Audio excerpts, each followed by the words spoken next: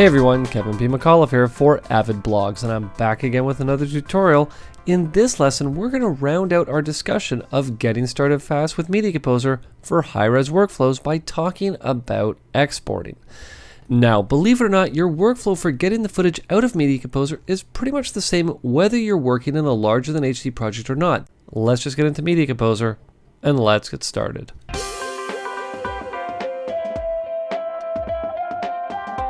Now in this lesson we're talking about the many different ways to export footage from Media Composer, and one of my favorite ways is actually a little bit of a hidden gem, because if you're not looking closely you might just miss it. It was added in one of the newer releases of Media Composer, and the type of exporting I'm referring to is an AMA export. Now why would you want to AMA export something?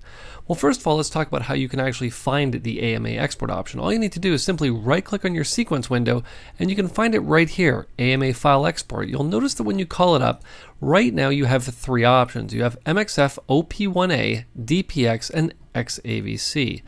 Now, one problem that I always see editors run into, and let's just use exporting for the digital cinema, for a DCP. In most cases, what you're going to want to be exporting is a DPX file. The only problem that I see a lot of people running into is that depending on how they're outputting, you know, there's so many different options and so many different places that you can run into roadblocks or little steps that if you don't set quite correctly, your project or your file is going to be rejected. Now, these three are very common, MXF, OP1A, DPX, and XAVCs, as a deliverable format for larger than HD projects. So what the team at Avid has done is they've essentially given you these three templates so that when you export these file types for whoever you happen to be sending them to, they're going to meet the spec for whatever export option you happen to be selecting. So let's just use MXF OP1A as an example. I'm going to select that. It's right here. You'll see the first option we have is to set where we want the file to go to. Now in this case, I'm just going to set it going to the desktop. You'll see that I can give it a file name. Let's just call this, why don't we just call it MXF OP1A export. And you'll see that I can choose the video compression option in here. We're just going to choose standard quality because that's what we're working in. We can get in, we don't have a choice as far as the audio export format goes. It's automatically going to be set to PCM and it'll be set to 48 kilohertz. You'll see the bit depth, we can choose between 16 and 24, but one thing that I do love is we have the ability inside of the AMA file export window to even do a direct out, which is a very, very welcome addition. You don't just need to be exporting a same as source file to get the direct out audio option. Now, to do the export is very simple, of course. All I need to do is simply hit save. You're going to see the export is very quick. It's exporting to my desktop. You'll see that this is about, almost about 40 seconds. And it says it's going to take about 15 seconds or so, 16 seconds to export, which is fairly quick. And of course, depending on the length of your show, your piece, you could conceivably export one file, put it onto a drive, and then send it off. Now, what I'm going to do with this file is I'm just going to do a little get info to see how large the file is. You'll see it's only 2 gigabytes, and remember, this is larger than HD. This is 40 seconds. What I'm going to do is I'm going to open this with Telestream's Switch here.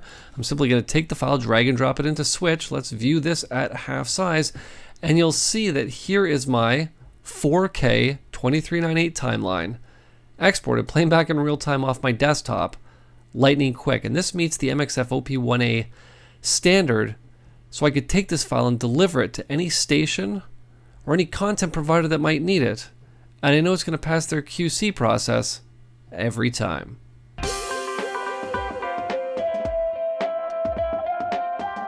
My main project format is 23976, but inside of my timeline I actually have two different frame rates. I have a 25 frame per second frame rate and I have a 24 frame per second frame rate. Now what's important to keep in mind is that in the workflow for Adobe's After Effects, when you start exporting QuickTime files, now I say for After Effects, this could just be if you wanted to export a file to then turn around, and compress it to send to a client or something like that. Maybe you want to upload to YouTube.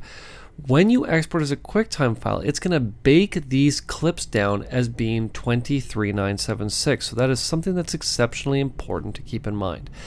Now, let's move on. There's really two ways that you can export media from Media Composer. You can export them as actual QuickTime files, Or depending on how much space you have on your hard drive, if space is sort of at a minimum, you can even export these files as QuickTime reference files. Let's do that first. Now, the most important thing to keep in mind when exporting a QuickTime reference file is that whether you have audio or not, now in this case I don't, but even though I don't have audio, I need to create 2 audio tracks to export this QuickTime reference file. What I can do is simply select the entire timeline.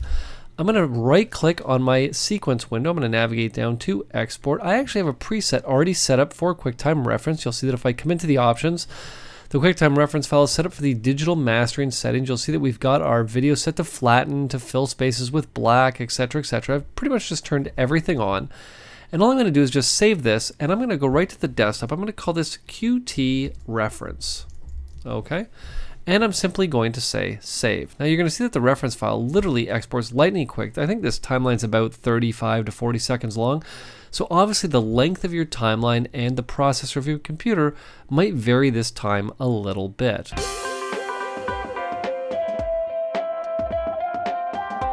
Now let's talk about the other method of getting footage out of Media Composer, and that is as an actual QuickTime file with media associated with it. Obviously, if we were to take that QuickTime reference file and take it off of the hard drive or off the system that has those drives connected to it, we're going to lose all that media right away because it's referencing the media inside of our media files folder. So what we're going to do is we're going to create an actual QuickTime file. Now there's 2 ways to do that. We can do what's called a same as source export. Now, same as source exports work with clips that have already been transcoded into your bin. So we've actually gone in with the clips that we AMA linked to and we transcoded them and created brand new pieces of media that these clips are associated with. Or what we could do if we needed to is we could actually recompress the media. So for example, let's say all of these clips were in my timeline as AMA linked to clips and I needed to export this as a QuickTime clip. What we'd be doing is we'd be taking this and we would actually be transcoding as we're exporting. We'd basically be recompressing the file into a QuickTime format of DNxHR. So how do we do that? Well, let me show you. What I'm going to do is on my sequence here, I'm simply going to right click and say export. Now again, I already have a setup for a same as source export, so I'm simply going to select it. I'm going to navigate to options here, and you'll see that basically in the QuickTime movie category of the export settings, I simply have the same as source option selected. And what I also have in this case, because I only want to export video, I only have video only selected, but I think what I'm going to do is I'm just going to select video and audio just to show you basically the setup for both. Now you could choose for your color levels to keep as the legal range or to scale from legal to full range. And inside of your audio format, you'll see that you have the option of mono, stereo, 5.1, 7.1, and direct out. Now, of course, we've talked about this in previous tutorials, the fact that if you want to export multi-channel audio, you're going to want to do a same as source export and simply choose the direct out option. Now, what I'm going to do here is I'm just going to switch back to the video format because basically that's it. The great thing with doing a same as source export is you can basically just tell it to take a look at whatever the resolution of the timeline is, the frame size of the timeline, and basically just say go. Now, what I'm going to do is I'm going to call this a same as source export.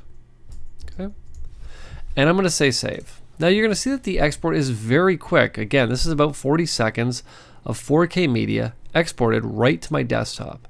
Okay, now the last method, like I said before, is that if you'd gone in and let's just say hypothetically you'd AMA link to all of your clips and now you need to actually recompress a QuickTime file when you export, you're going to do a non-same as source export. What I'm going to do is simply, again, right click on my sequence window, I'm going to navigate to export, I'm going to come to options, and instead of doing a same as source export, we're going to do a custom export. Now, if we're going to do a custom export, the important thing is that you're going to need to tell Media Composer everything that it needs to know to export this media. Now, what I'm going to do here is I'm just going to cancel that. Let me just switch over to my Format tab here, just so I can see the exact settings that I'm going to want to export here. So I'm going to export, I'm going to come to Options, I'm going to come to Custom. We'll leave video and audio, sure, why not? Now, you'll see that if I drop down width and height, we have a lot of options in here, including basically the option that we need, which is 4096 by 2160 right here.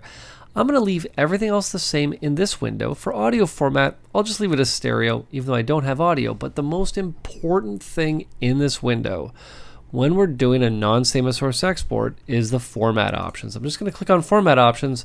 I'm going to come to Settings. I'm going to come to the compression type. We're going to come all the way back up to the top. And of course, we're going to choose DNxHR. Now, in most cases, you're going to want to keep the frame rate as current. You can choose what you want your color levels to be, 709 or RGB. Now, in this case, you could use an alpha channel, but in most cases, we're going to be coming from After Effects and choosing an alpha channel, so we're going to leave that as none. And of course, the resolution you can choose is DNxHR 444, HQ 10-bit, HQ 8-bit, standard, and of course, low bandwidth. So I think what I'm going to do, just to set this up, is I'll just set it up. I'll call it DNxHR standard quality. I'm just going to say OK. I'll just leave the sound settings the way they are. We can prepare for internet streaming if we want. I'll just say OK. I'm just going to do a save as. We're just going to call this non-SAS 4K export. I'm going to say OK. Now, of course, again, this is going to vary based on the type of export that you need to do. But basically what I've just shown you is more or less the setup for what I need to do. I'm simply going to say save. I'll call this a non-SAS export. And we'll say save. Okay.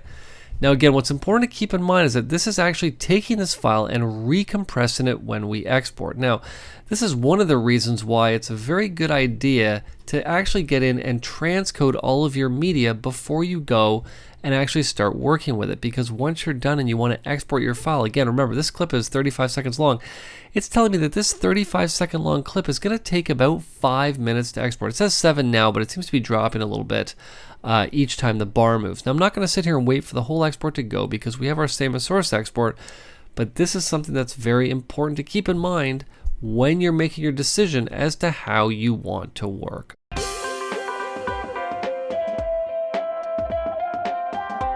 Let's get into After Effects and let me show you what you're going to do in After Effects to work with these clips. Now, just before I hop into After Effects, I should point out that with the QuickTime reference file, if I right click on it and I say Get Info, remember, because there's no media associated with it, you'll see that it's actually only 29 kilobytes on my disk. Now, what's important to keep in mind is that the audio will, of course, be bigger than that based on how long the timeline is that you exported. In this case, it's only 7 megabytes, which is fine. The audio, of course, was blank, so it doesn't really matter. But keep that in mind. The only one of the two clips that will actually have a size associated with it really is your audio. Now, of course, with my same as source export, if I right click and I head on down to Get Info, you'll see that this same as source export is about 2 gigabytes. So again, that's a 4K clip, DNxHR. I believe I had it at standard quality when I transcoded it. It's 2.16 gigabytes for about a 40-second clip in 4K.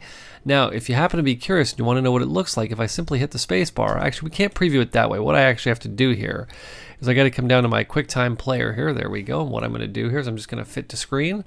There we go. And I can just hit play now. And there we go. That's playing back in real time off my desktop, mind you. Very cool. Okay, so let's get into After Effects. Let's Command and Tab on the Mac to get into After Effects. Alt and Tab for all my Windows friends out there. I'm just going to right click. We're going to import file. Now we're going to import 2 files here. Now remember, what's important to keep in mind is that when you're importing the QuickTime reference file, you don't need to import the audio as well. Once you bring in the actual .mov file, it's going to reference that audio just fine. And I'm going to select the same as source export as well. I'm simply going to say open. And you can see that basically what we have here is the exact same clip. And you'll see that they are both as the DNxHR codec, because remember, the QuickTime reference file is referencing that media. Now, you're probably going to get better performance out of the same as source export as opposed to the reference file, especially working in larger than HD timelines. You'll see that if I drag my same as source export down to create a new composition, I can just hit the space bar, and it's actually RAM previewing this at about, in this case, it's doing it at about 4 frames per second. So that's about, quarter real time, fifth real time. So keep that in mind, obviously, when you're working in After Effects. Now, this is obviously not an After Effects lesson. So what I want to show you, which is probably most important, is how to export clips from After Effects using the Avid DNxHR codec, okay? We're going to come to the render queue. I'm just going to take my same as source export here. I'm going to drag and drop in here. What we're going to want to do inside the render settings is probably in most cases, unless you're doing things like, rendering out previews and things like that, you're going to pretty much leave everything on its standard setting, assuming you're working in a progressive project, which of course 23976 is a progressive project. So all I'm going to do is simply say OK. I'm going to head down to my output module, and we're going to create a new output module for DNxHR. Now, of course, we can start right here by simply clicking on my standard ProRes 422 default setting.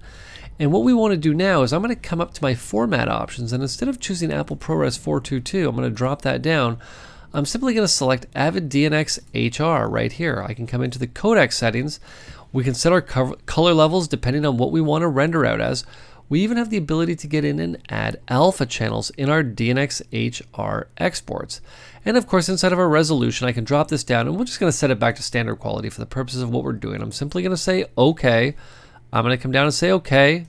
I'm going to say OK again. You'll see that it's now set to custom, and I'm going to want to save this as a standard resolution DNxHR output module preset. What I'm going to do is simply drop down. I'm going to come down to make template. Let's call this DNxHR SQ, standard quality. Okay. I'm simply going to say OK, and you're going to see now that this is now a preset inside of my output module dropdowns. There it is right there, DNxHR standard quality. What I could do is just simply call this test file,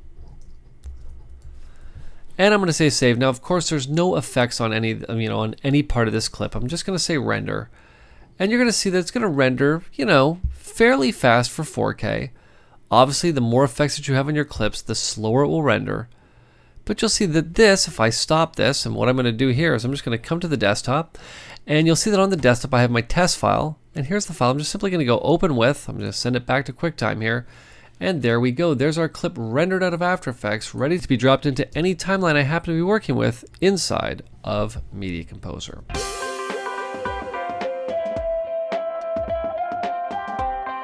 And we're back on our timeline, and what we want to do is we want to export this timeline to work within Resolve. Now, the difference with our Resolve workflow and our After Effects workflow is that we don't actually have to export any media, any actual recompressed media from Media Composer to work with in Resolve. We can actually have Resolve linked to all the media that already exists inside of our Avid Media Files folder on our media drive.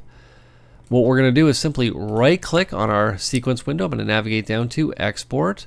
And believe it or not, I already have a preset set for this. I'm just going to select my export settings. And what I have it called is 4AE exports, because in most cases I'm working in HD and I'm sending timelines to After Effects back and forth using Pro Import for After Effects that basically just has an export preset using an AAF export. Now in this case I'm going to use video only, but depending on your workflow, you might want to send a 2-channel stereo file to Resolve so that you can always check to make sure that your sync is good to go. But in this case I'm just going to use a video only export as an AAF. I'm going to link to all the media that's on the media drive. I don't need to render any video effects or mix anything down or anything like that. I'm just going to leave everything exactly the way that it is.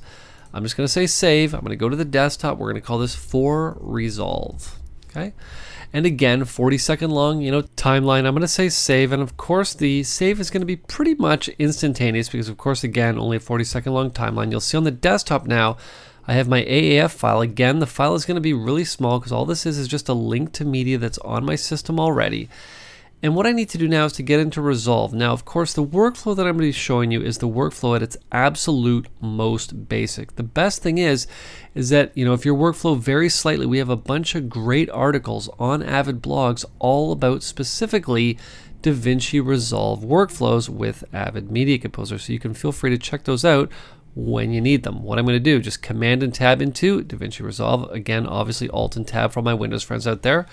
What I'm going to do is simply say File. I'm going to come down to Import AAF. It's going to, of course, ask me where the AAF file is. It is, of course, on my desktop. I'm just going to say Open.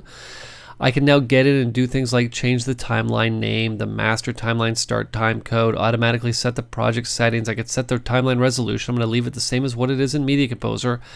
And I'm simply going to say OK. And literally, I don't know if you can hear it, my drives are just cranking along right now, relinking all that media. And in a matter of seconds, I'm going to have my Media Composer timeline up in Resolve, ready to do whatever color correction needs to be done. That's what I like to see, nice and quick. And of course, now I can simply just hit the space bar. There's the clips exactly as I had them inside of Media Composer. Fades and everything. Let's come back here. There we go. Perfect.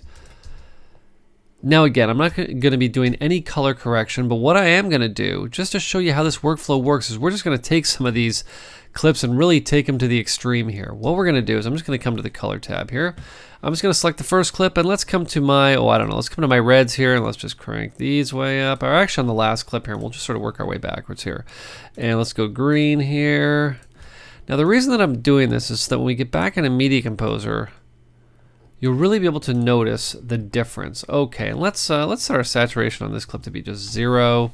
Okay, let's just make sure we're all good to go. Perfect. And last but certainly not least, I don't know, let's just take the blues and we'll just crank them way up that way. Okay, so again, like I said, if I come back to the Edit tab, I've taken things to the extreme for a reason, because I want you to easily see what I've done inside of Media Composer when we do our round trip. So let's do our round trip. What I'm going to do is head down to the delivery section. And in the delivery section, what we're going to do is, believe it or not, we already have a preset set to go for an AAF round trip to Media Composer. What I'm going to do is I'm just going to click on my None drop down here. And it looks like there's only 2 presets, one for Final Cut Pro XML round trip and one for Export to Final Cut Pro. But if we actually come over here and we drag down a little bit, you'll see there is my Avid AAF round trip. What I'm going to do is simply select it. I'm going to say load. It's going to load up my format and my file options exactly the way that I need them to do a round trip back to Media Composer. What I'm going to do now is simply add this item to the render queue. Now I think what I'm actually going to do first is I'm just going to send this to a folder on my desktop here. Let me just cancel that. I'm just going to make a new folder on the desktop. We'll call this Resolve Export. Okay, and I'm going to come back into Resolve. Let's go to Browse. Let's go to my Macintosh HD. We'll go to Users. We'll come down to me here. We'll go to my desktop and we'll go to Resolve Export. I'll simply say OK. We're going to add this to the render queue. And once it's there, I'm simply going to say Start Render. Now you're going to see what's going to happen is Resolve is going to go through very quickly and render out each one of these clips. And what it's going to do once it's done is it's also going to export an AAF file for me. What's important to keep in mind is that Resolve is actually giving me individual clips, not one clip. Actually, in this case, what do we have here? 5 clips. It's going to give me back these 5 clips that I've color graded, if you want to call them that, for me to basically link to and be able to get in, and if I need to make tweaks to them in my timeline, I can actually do that right back inside Avid Media Composer. Okay. We're almost done here. Let's just wait for it to finish. It's going to export an AAF for me as well. I'm just going to hide Resolve. I'm going to come to the Resolve Export folder that's on my desktop, and you'll see inside of this folder, I now have those 5 or 6 MXF files and an AAF file ready to go. So what I'm going to do is I'm going to take these files here. I'm going to drop them into my Avid Media Files folder. Let's just take them right here. I'm just going to select them all. I'm going to copy them. I'm going to paste them in here. And I'm just going to tell it to, if there happens to be something in here, just to replace it. Once it's done, what I'm going to do is simply just delete these clips from my desktop because I don't need them anymore. Now, once I Command and Tab back into Media Composer, of course it's going to scan and just rebuild the database very quickly. What I'm going to do here is I'm just going to call this Old Timeline. And I'm just going to delete my AAF Export Duplicated Timeline. I'm going to right click, I'm going to say Import. I'm going to head to the desktop into that Resolve Export folder to that for Resolve AAF file. I'm going to say Open, and Media Composer is going to link to those clips that now live inside of the Avid Media Files folder. And you'll see now that if I come to that for Resolve timeline, not only have the clips been color graded, but you'll see it left them at their native frame rate, 25 and 24. And you'll see that it's done the color grading exactly as I had it, and rebuilt this timeline inside of Media Composer lightning quick. Okay, so I hope this lesson has shown you whether you're exporting clips to, again, send for client approval, maybe you're going to take them and post them to YouTube or Facebook, whether you're going to work with them in After Effects or work with them in Resolve, really your workflow hasn't changed in Media Composer. It was very simple to begin with, and moving on to larger than HD projects or custom projects, it stayed just as easy.